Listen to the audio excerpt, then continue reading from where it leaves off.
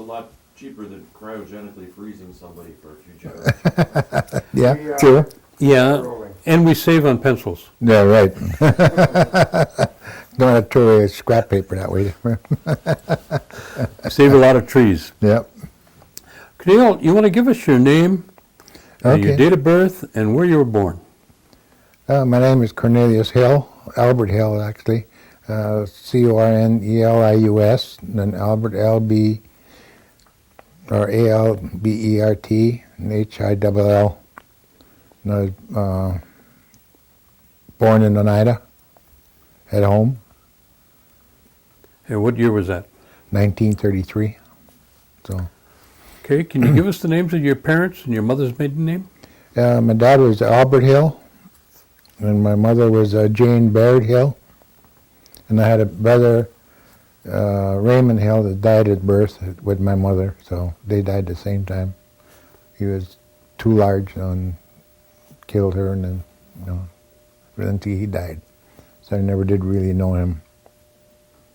Then my father passed away,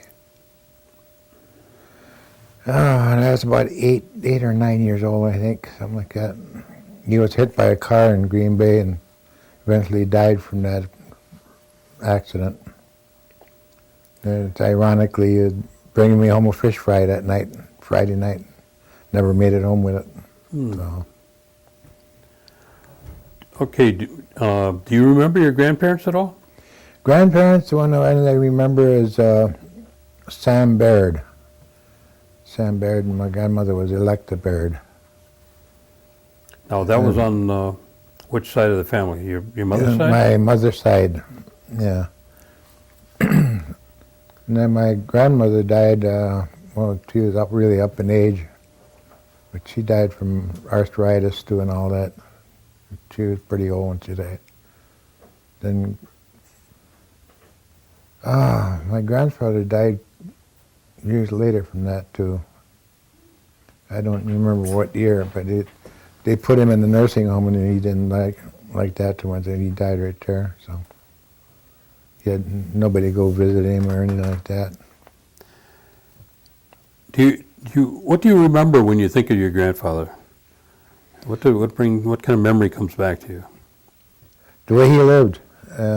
He used to live way back in Tigerton, in the woods. He was like about a mile from any road, main highway, anything like that. We used to have to walk back into it. And he had a little log cabin. It was made probably 10 by 10.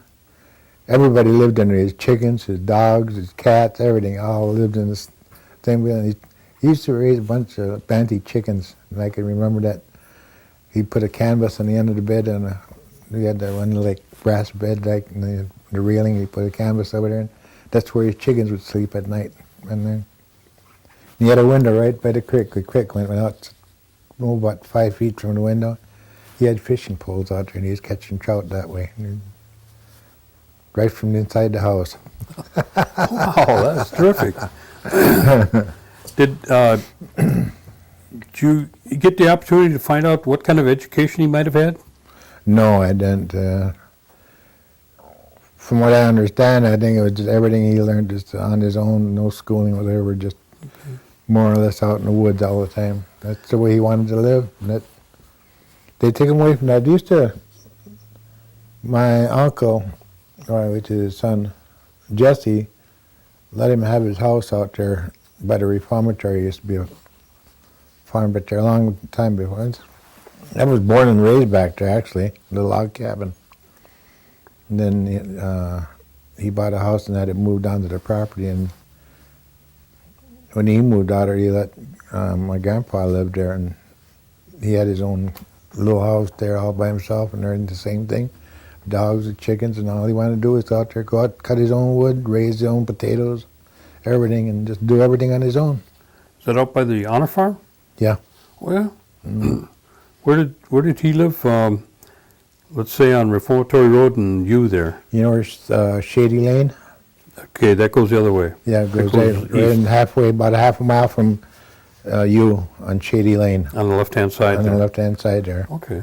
Yeah. Okay. There used to be a log cabin way in the back. There just, maybe 200 yards off the road. I come back from California, I went back there, so that was gone. Was Clifford Dockstader living back there yet then? Back at that time he was, yeah. Was he? It was Clifford and I think it was brother Milton. Milton Summers also lived back there sometime too, somewhere. What about, there used to be a guy that lived on the corner there. His name was Joe Lewis. Joe Lewis, Antone. yeah. Antone, yeah. I don't know how long what happened to him. Okay. Yes. There wasn't too many back there at that time. No. Oh, that was wooded. It was all gravel roads. When I back come back, I noticed that big reformatory building was gone. That used to be where the guys slept in their barracks. The barracks. Yeah, the big stone building right in the corner. I come back, it was gone. Whatever happened to that? And they said they just tore it down and all that. Yeah, they tore it down. I don't know how long it was, but that was woods back there. When the inmates would try to escape, they'd get back in that woods back there and they'd get lost. And you couldn't find their way out of there. Well, I live on the Reformatory Road there, just down from the Longhouse. Mm-hmm. And when I first moved in there, I used to have to leave my car on County Line U because you couldn't get in on the road in the spring. It was just, That was all gravel. That wasn't blacktop then. well, there wasn't hardly even a road. Well, your grandfather, you say, lived up around Tigerton. Yeah. And was your grandmother there then too? No, she lived at the log cabin there. They were separated. Oh, they were separated. Okay. Yeah. Okay. And did you spend more time with your grandfather, or did you just go back and forth? With my grandmother. With your grandma? We will go up there once in a while to visit him because on the kind of our old model leg, he couldn't quite make it there sometimes. Well, okay. Tell me about your grandma. Grandma, Did she work outside the home or mainly in the home? well, she was mostly a homekeeper. Then what happened? Got near an age. We used to have an old wooden bench, and the legs were offset from the end like that. She sat on the end, and the other end there was a 4-quart pail there with water in it. And she sat on the end, and it flipped up, and she fell off, and that pail hit her in the hip and broke her hip. And that was the end of that. And never called the doctor or anything, just stayed in bed that way. And then finally, our doctor was Dr. Hittner back then. And he used to come around maybe once a month with his horses and team horses and everything like that to visit. And then that hip healed up on its own in a place and never could bend her leg anymore. So then the arthritis set in. So she was bedridden for about 8 years. Wow. With that. So. And were you staying with her most of the time then? Yeah, I had my aunts. There were 2 other aunts that was home. What were their names? One was Lucille, and the other one was Matilda, or better known as Tilly.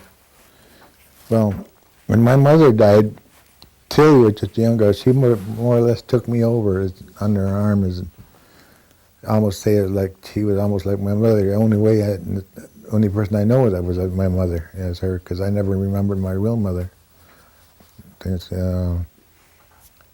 like I was only 2 years old when she died. So the girls brought me up. Now, where did, well, this would be your grandma, what church did she go to? The Episcopal Church. Episcopal? Here. I think it was here, yeah.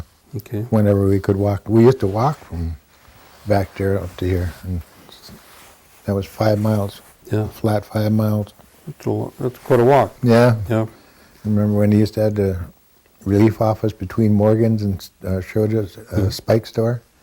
Well, we used to walk back once a month just to get our relief stuff there, rice and whatever.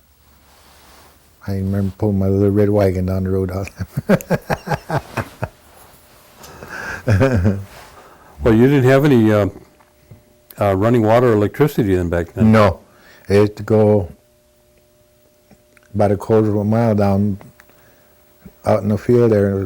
There was a spring out there, a well, man-made well that we got our water from. And I carried a milk can and on my wagon in the summertime we'd go down and get water with that. Which way was that, east or west? Oh, it would be From here on Shady Lane, though, right? Yeah, Shady Lane would be west. Be west from there? Mm-hmm. Oh, back off the towards, road, off the road in the woods, Okay. or in the fields rather.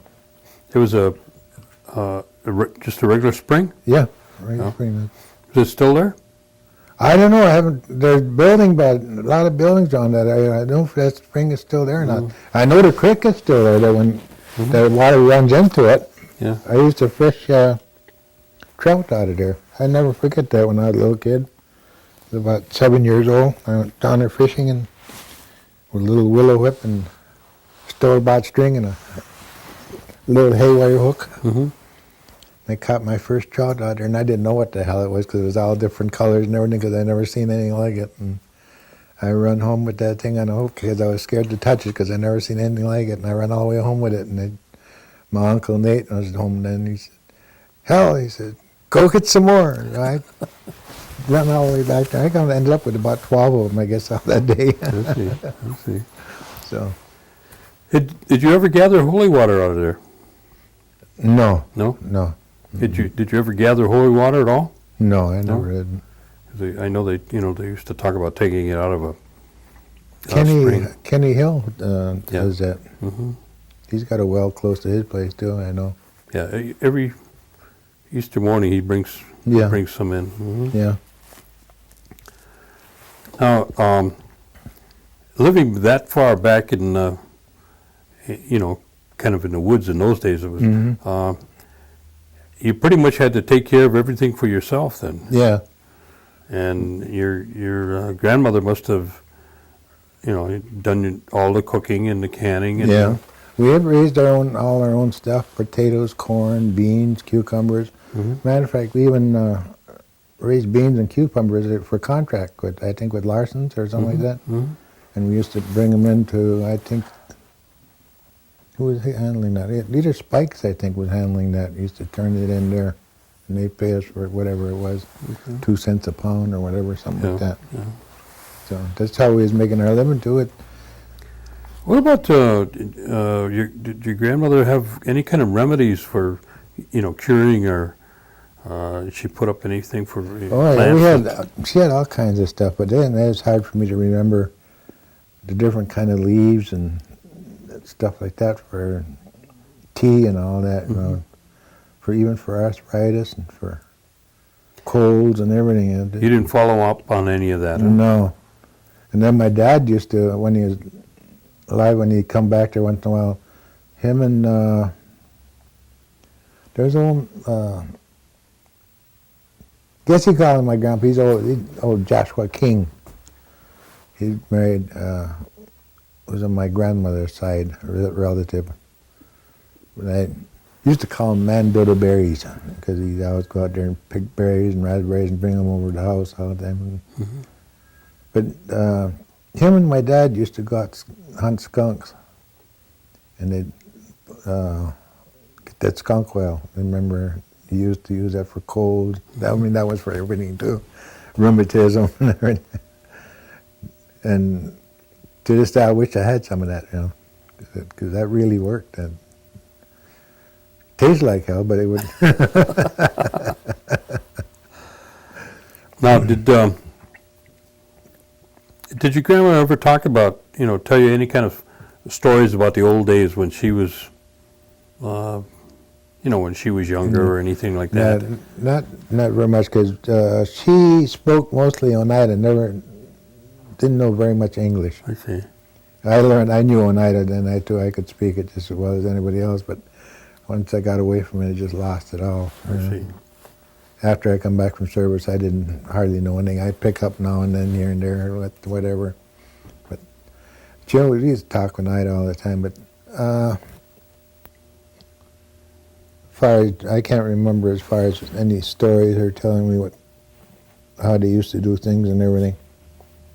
Just through our experience of what we went through right there. Like actually, my birthday is on the 3rd of January, and they got me down for the 13th, because that was in the wintertime, and my dad had to walk into Green Bay to register me. Instead of registering on the 3rd, they registered on the day that he walked in the courthouse. Oh, I see. So they made it the 13th. And on records in the church, I was born on the 3rd of January. So, but everything else is on the 13th. My discharge papers, everything. Mm-hmm. So, When did, how old were you when you started school, and where did you go? there used to be a school, Illinois school on U, just on this side of 29, I think, about maybe a mile on this side of 29. Mm-hmm. I went there till I was about 6th grade, I think, 6th or 7th grade. Then my uncle Dennison used to live, remember the old hospital that used to be right here in the corner? He used to live there, and I used to live with them, and I went to school over here at the Mission for a while. That's Denison Hill. Yeah. Okay.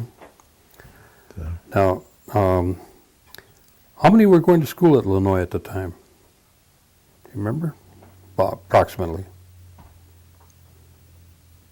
I'd say with both rooms, I'd say about 35, 40, something like that, if I remember right.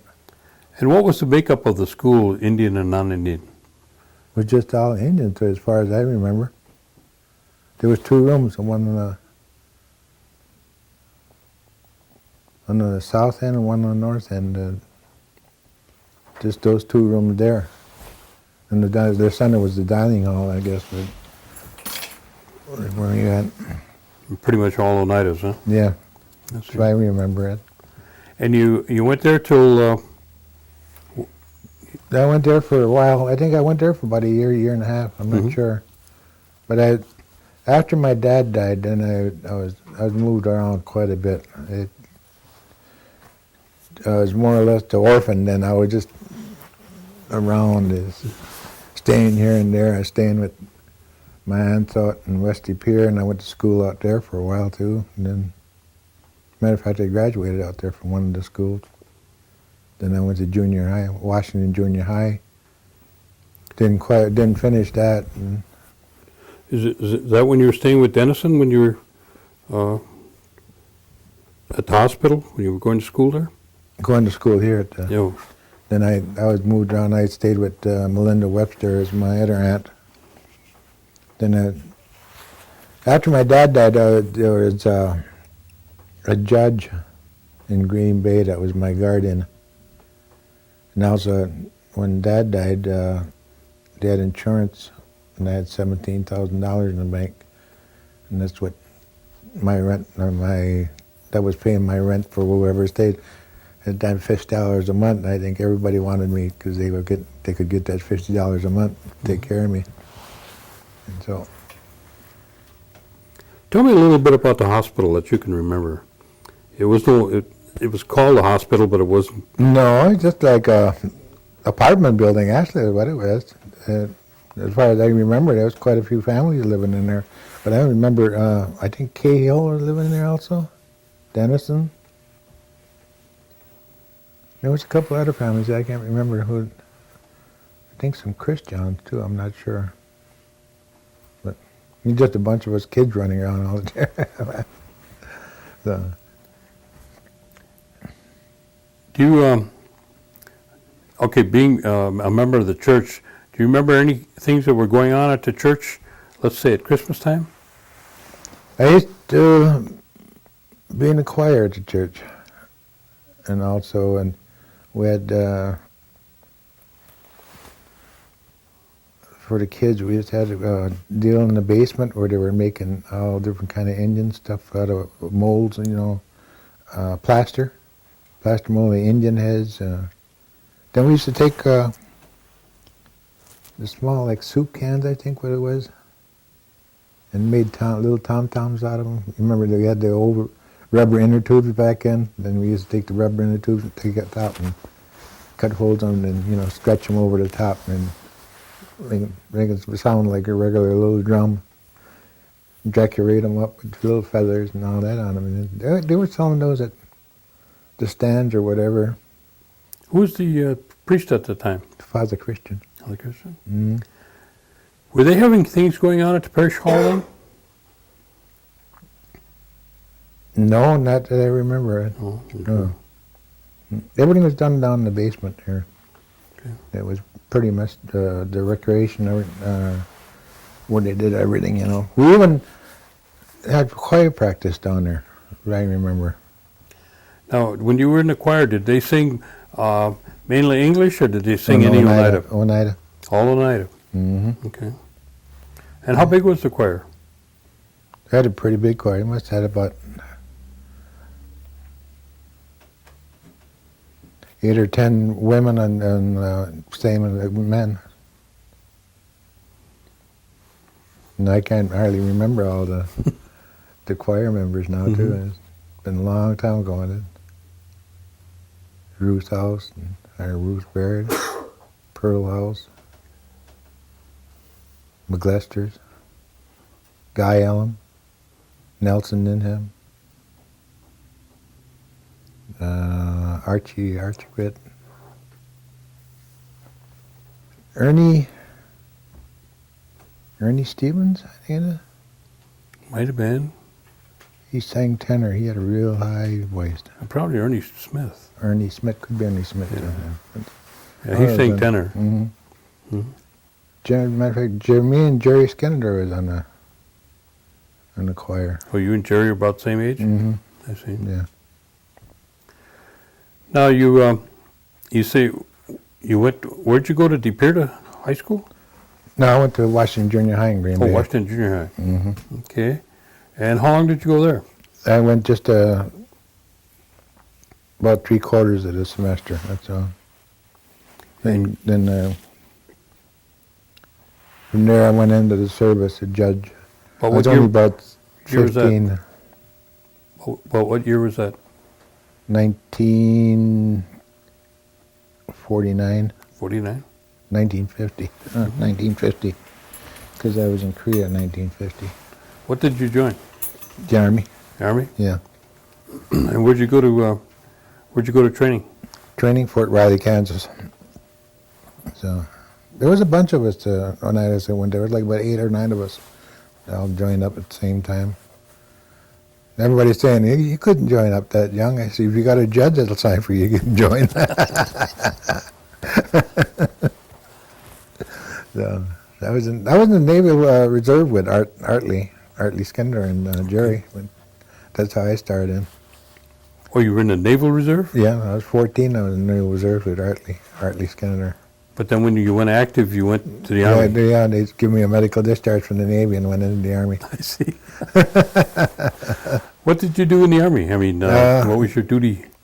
In the Army, first I took my basic, and then lo and behold, the Korean War broke out. Then they sent me to school at Fort Lee, Virginia for laundry maintenance, mechanics on Stratton engines and all that.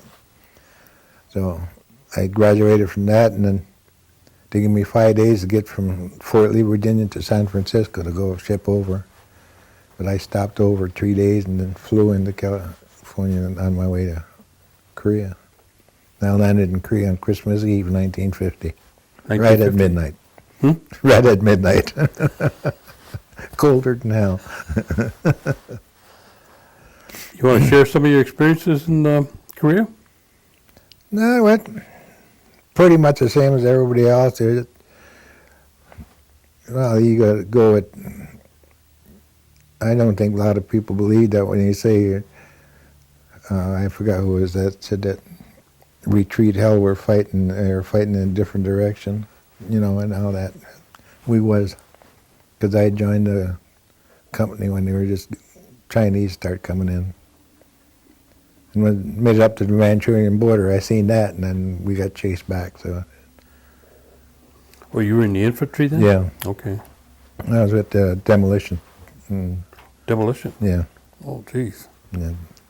Now I was hooked up with they call it a bastard outfit from Hawaii, the 5th RCT, Regimental Combat Team. They hooked us up with the 24th Division, so we hauled ammo up and dynamited. So, as a matter of fact, I had a part in the blowing up of the Han River Bridge on our retreat, so that was, heard stories about that later on, too. That's not a very good duty with the demolition group. No, but you're right in there with them. You're not goofing off, and I'll tell you that. setting mines up all over the place and everything. So Do you ever have to go clear some? yeah, Yeah. oh, yeah. We went through a minefield one night and didn't even know it. Till the next day we walked back and we seen them and they were just out sitting there all out, shoebox mines, you know, frozen. They wouldn't go off anyway if you stepped on them because they were froze. I see.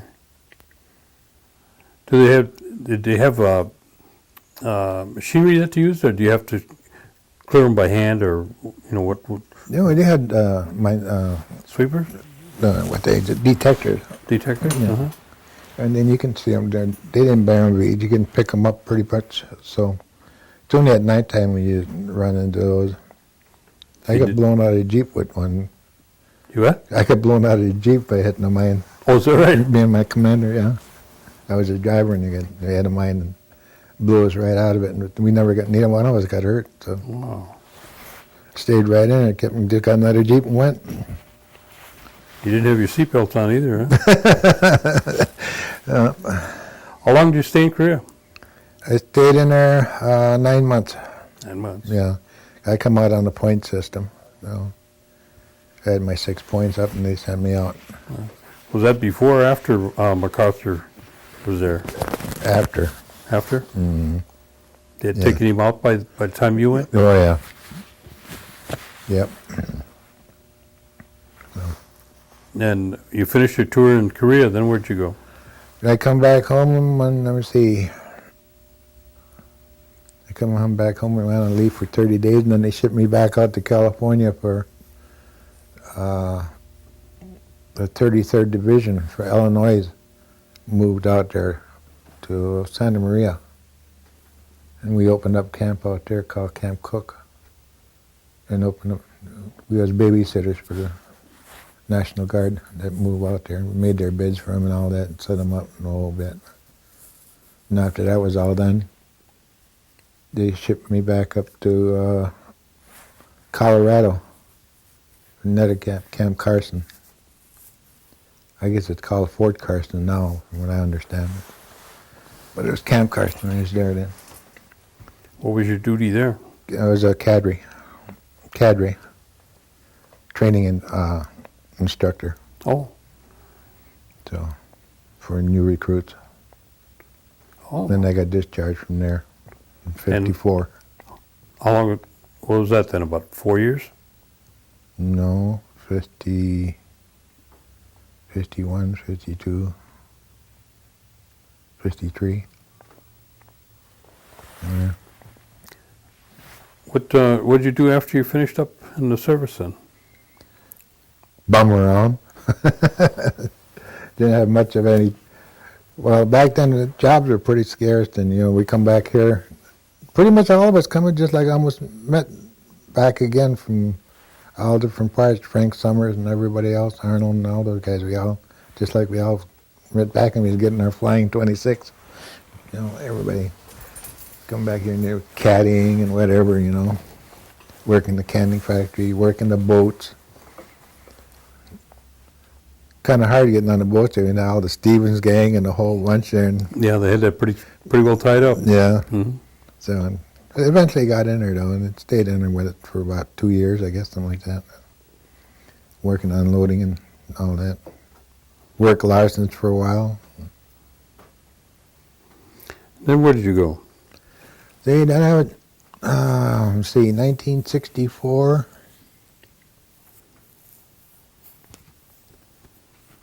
The Bureau of Indian Affairs come out with a relocation plan for Indians. And I signed up for that. And it was accepted, and I went to California. We had a choice of Chicago, Oklahoma, Texas, California, Washington. And I'm not sure if New York was involved in it or not. But anyway, I went to California. And there was a lot of them that followed after me. Then it was like Frank Summers went to, and Laverne Hill. Then I went to the Cornelius clan. Zelda Cornelius was there. She was in charge of Bureau of Indian Affairs there in California. they got you a job and everything like that, set you up a whole bit. So, and I started out in the factory making coil springs for mattresses, you know. And they started you out with $1.25 an hour, I think, something like that. Then after you thought you were getting real good at it and making a whole bunch, then they went by piecework. And the heck with that, now you would make less money then. You go by piecework. So machine breaks down, you got to fix your own machine and everything like that, you know. Then I went hunting for something else. Well, just like in Chicago, you had your daily pay. You know, just jumping off and that. And I worked studios for a while. And I got off of that and finally met a friend of mine that he's a mechanic. He got me a job working in a auto dealership with him. So I started out as like a maintenance man, moving cars and fixing lights and all that and the whole bit. And ever since that time, I stayed in the car business. I retired as a mechanic for 28 years. 28 years. Mm-hmm. So I stayed out in California for 37 years all total. So. Did you have a family at all? No. No? No. I had one before I left, and I got a daughter in Chicago. Oh, yeah. And 5 grandchildren. 5 grandchildren. Mm-hmm. What's your daughter's name? Mary Nell Kopka now. And your grandchildren? Grandchildren is 5 of them. 4 of them. One is dead. One died by gang members killing him. So, but the 4 are alive. Ed and Corey, Paul, and one granddaughter, Ashley. So, the 2 youngest ones are 13 and 16. The other 2 are 23 and 22. Pretty well grown up then. Yeah. Mm-hmm. While you were in California, did you maintain a lot of contact with the Oneida here, or just No. with any of the Oneidas that were out there? The Oneidas that were out there. And then we never really did that much. We run against each other. That was it. We never really bothered each other. And like Frank Summers, we lived about 2 miles apart, and we see each other maybe once every 2 months or something like that. You know, or he'd come over, I go over. But no big deal. And the powwows is nothing like what compared to here. You know, they advertise the world's biggest powwows and everything. That's miniature compared to here. God, never seen anything like it. But it's kind of died down back there, you know. So I'm just waiting right now. And you got all the Mexicans in Green Bay. I'm just waiting until they come out and start in with the powwows here. I can't think of the tribe. They got their feather dancing and all that too. The same thing, drums and a whole bit, but they're more bare than they are, you know, clothing wise. I mean, just a loincloth and all dressed feathers and everything like that. Yeah, I think I've seen some of them. Yeah. The Aztec tribe. Yeah, that's right. Yeah. They're all their feathered. It's pheasant, I think, the way it looks. That's what it looks like. Yeah. Yeah, yeah. And then all that imitation stuff like the you see in the Mardi Gras. Oh, okay, yeah. You see all those type of dress up. They're pretty much that type thing. Everything's fake and colored, dyed. I mean, interesting though, but no. How you worked as a mechanic then for all those years? Yeah. And what year did you retire? 1998. Okay. Yeah. And then what did you do? I retired, and I told them, I said, if you ever run into any troubles, call me up. I was off 30 days, and they called back. coming to help him, so I come back and help him as customer relations, answering phones and doing setting up warranty work and all that. Mostly office work though, but that was only part-time too. So I did that for 2 more years. And Did you specialize in any area in the automotive industry? yeah, mostly just lube and oil, minor lube and I see. minor engine work. You know, alternators, brakes, whatever. You know. Okay. No major breakdown of like transmission or engine or that like that. Well, they don't even hardly fix any of that stuff anymore, do they? They just No. replace it, don't they? You can replace it, yeah. Yeah. So I don't know. I mean, nobody builds a carburetor anymore, or an alternator. The only one, the old cars, the people that want to keep their old cars, Yeah. because a lot of in California, we wouldn't believe that you see a lot of older cars out there than you would new ones. They sooner keep the old ones. Well, they say that a lot of it has to do with the climate. You know, around here, everything rusts to death. Yeah. And with I the know. salt, you know. I got a car back there. I think it was a '78 Duster or something like that.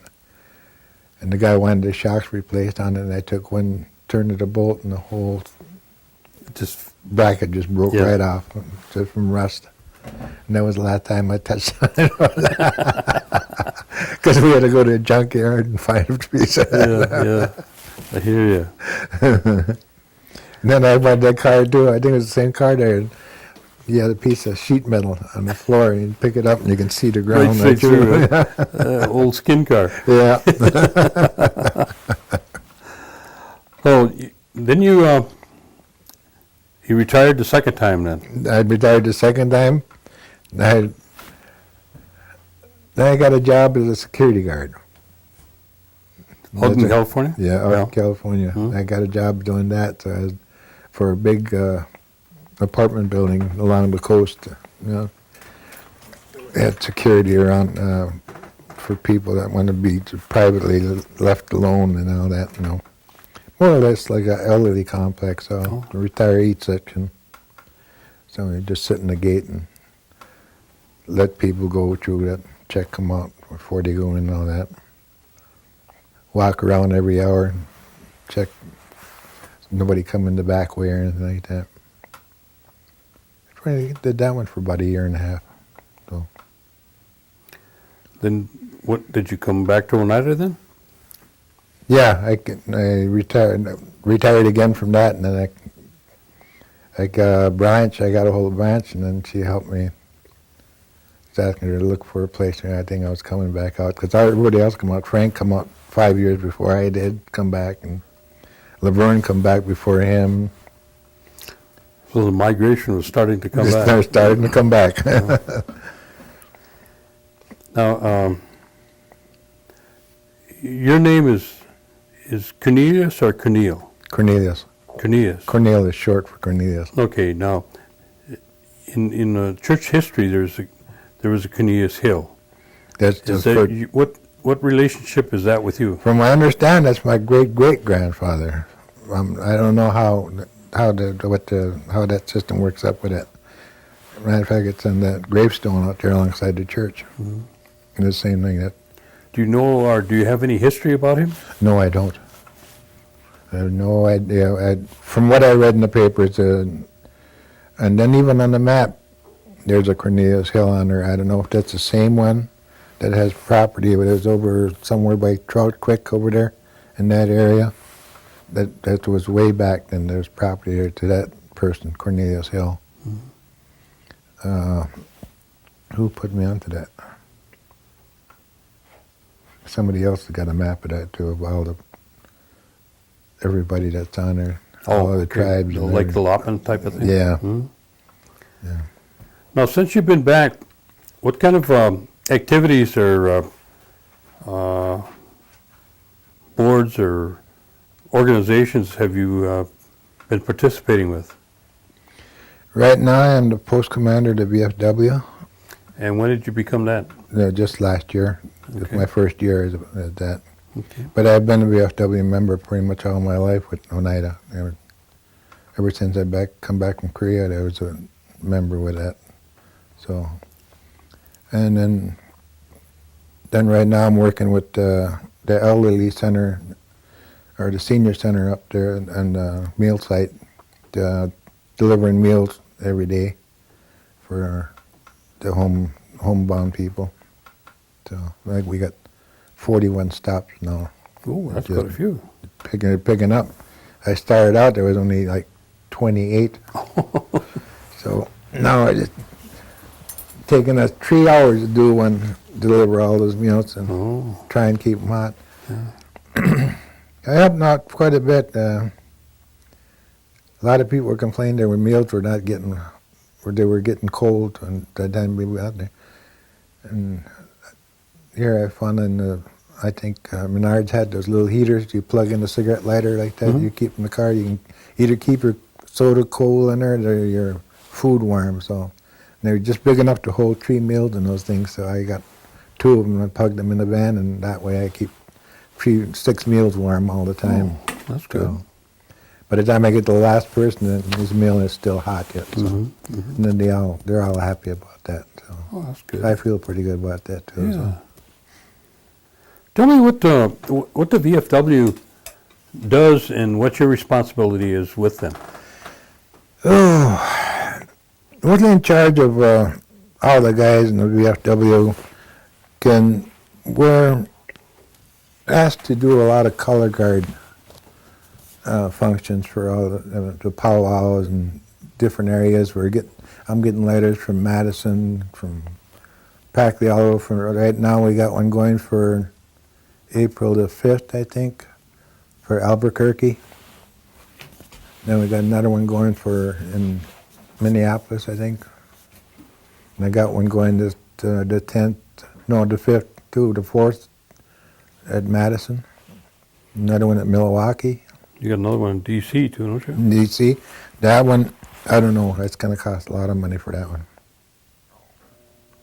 You figure about $625 a person. That's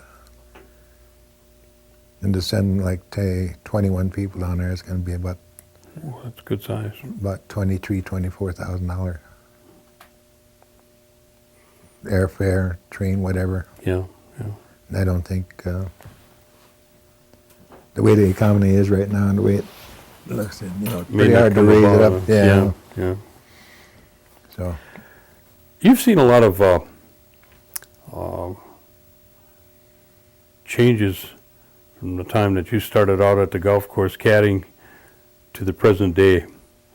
Tell me about some of the things you've seen and what might have impressed you, or how you feel about, the time from then to the present day. From then to now, it's a complete 100% turnaround. There's roads where I've never seen roads before. There's a golf course, a couple of golf courses there that I never seen before. A lot of new buildings up that I don't even know what they're for yet. So there's cars around them, but there's no signs stating what they are or anything like that. They got to find out what this. There's so much changes, and then it's just like every day I see something new, learn something more about it. Their system, employment system, whatever. It's just, I don't know. I had never seen anything quite like it of how they go about it, comparing to California and here and all that. They're a little more stricter on their hiring. They're like me now. I put in for a mechanic job at WDP, and they turned me down because I didn't have a diploma. Okay. And yet I'm a vet, and I got 28 years experience. I got 5 or 6 diplomas in auto mechanics, and still turned down. And yet, Kathy Hughes, I told her about that. She said they couldn't do that. They ain't supposed to do that. You're exempt. You don't need a college degree or a diploma to get a job. You're way past that. So that you don't understand why they did that. So that's one system I don't understand neither. Yeah. I tried for a maintenance job. I answered all their questions, and they throw a corkscrew at me, which I think has something to do with electrical system, with update now. So I don't know the updates on them. I got turned down on that. Security, I got turned down. I got 2 years experience in security. I got my security card. I got a clear record, no arrest, perfect driving record, everything, and still get turned down. Even for part-time work. But yet I think if I went outside the system, I could get a job way easier than I could here. But That's a shame. I know, that's what I mean. Yeah. And that's not only me, it's everybody else that's coming back. You know, they think it's because they're getting that per cap. They want to get in that per cap. That per cap don't mean nothing. That ain't nothing to compare to what the tribes are getting in California for that. Hell, I think there's one tribe out there that's getting like $5,000 every 2 weeks from their gambling. Mm-hmm. And they're doing just like everybody else. They're drinking and having a ball, you know. They don't have to work. What the hell, you know. They do like the Menoms did when they first got their big check, remember? When they sold their land. Yeah. When they went broke, then they started selling the furniture. TVs and refrigerators.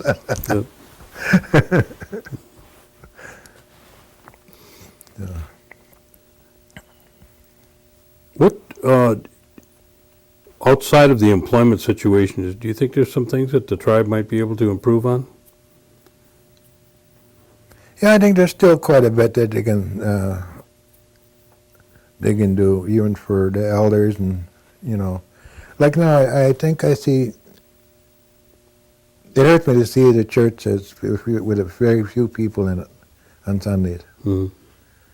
When they say get a bus and pick up the elderly, that's one that can't drive or whatever. Assist, you know, and then load them up on the bus and bring them to church. And, you know, and have the meals across the breakfast everywhere across the field where it's accessible, where they can roll up in the wheelchair and whatever. Because right here you can't, no way to get downstairs. Like Woody can't make it down there now. And there's some other people that are handicapped and they can't. So, stuff like that, and little things like that. What advice would you give the youth that are coming behind us to help them on their journey? Well, the way things are going right now, if they need the education, they better get it and take it while they can get it and do it again. Like a lot of them, I think, are some are headed in the right direction. You know,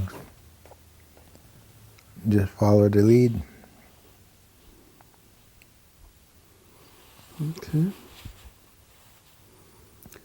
Well, I think we've covered all the things that I can think of. Is there anything you might want to add that I forgot? No, just I'd say there could be a lot more help for the elders. And I don't know. There's a lot of things we could help over there at the senior center too, you know. It needs to be bigger. It is getting bigger. A lot of more people are coming in from all over now. We're helping out, but yet just not quite, something's missing somewhere along the line, you know.